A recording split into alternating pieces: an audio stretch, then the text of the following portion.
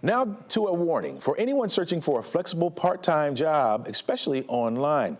11Alive consumer investigative reporter Liza Lucas is here now with us. And Liza, you spoke with a Georgia woman who thought she landed the perfect remote job, but instead it turned out to be a financial nightmare? That is the perfect way to put it, Chesley. Dorothy thought she found a simple part-time gig, something she could do from home just a few hours a week.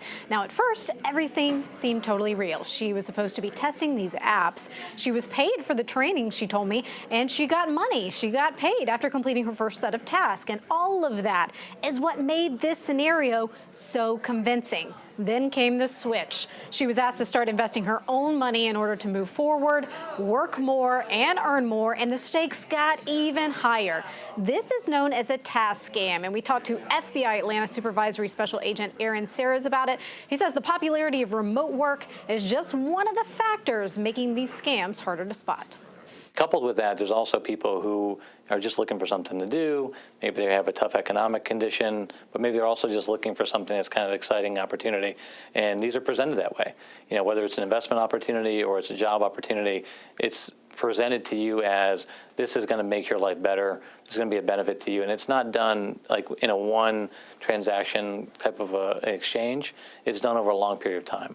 So they're pulling you in, they're pulling your heartstrings, and then they, you know, at that point, kind of the jig is up and you realize my money is lost. Liza, is this a new type of scam? Not new, Chesley, but on the rise. And just for some perspective here, we were looking at the numbers. In 2020, the Federal Trade Commission had no reports of this scam. By 2024, just the first half of last year, they had more than 20,000. And think about it. It's really probably a lot of underreporting when we think about those numbers, because a lot of people don't want to come forward and say, hey, I was scammed.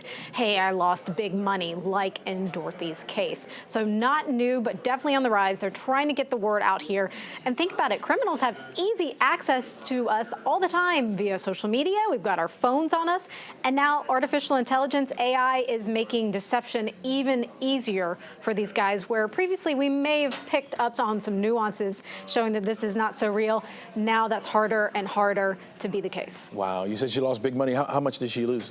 Nearly $30,000. Wow. Now, this was an exchange over a period of time. Again, in the beginning, she was paid for training. She got money. She was paid for the task at hand. And then you move along and they started asking you to invest money. She still was getting money back. So that exchange was taking place. That building of trust was taking place. And the stakes got higher and higher. And finally, she realized what was going on. She had been presented some legitimate looking business documents. We've confirmed that that was fake, that documentation. So she admits, hey, I should have looked farther down the rabbit hole to just make sure this was legitimate, but she was getting money back the whole time. So they were definitely playing into this idea and building that trust. Right. Is there any chance that she can get all her money back? No, and she really has no hope of it. When we talk about these scams, we often talk about cryptocurrency and these mobile payment apps, and that was definitely the case in Dorothy's case. You're going to hear from her in our story tonight. But again, Bitcoin was involved, various other types of wire transfers and cryptocurrency, and all of that makes it harder and harder to get your money back. So her goal at this point is really to get the word out, because she knows a lot of people are out there and at risk of getting scammed too, just seeing how easily it was to be drawn in and played upon by these criminals. And she just wants to make her story heard to hopefully, Chesley, help other people not fall into the same trap.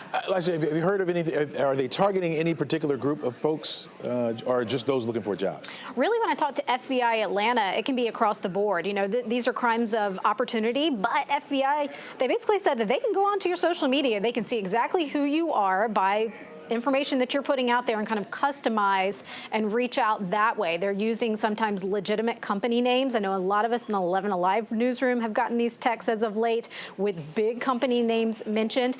Remote work, we know, is everywhere right now. So they're really playing upon that and preying upon everyone from maybe seniors who are looking for a little bit of extra income. It could be teenagers who are looking for easy summer jobs. So really, it's across the board, which is why this is so concerning. And depending on where the criminals are located, if they are in countries that maybe the U.S. does not cooperate with, that can make investigating these cases even harder. Oh, wow. Liza, always love your reports. You give us so much to think about and know. So really appreciate it.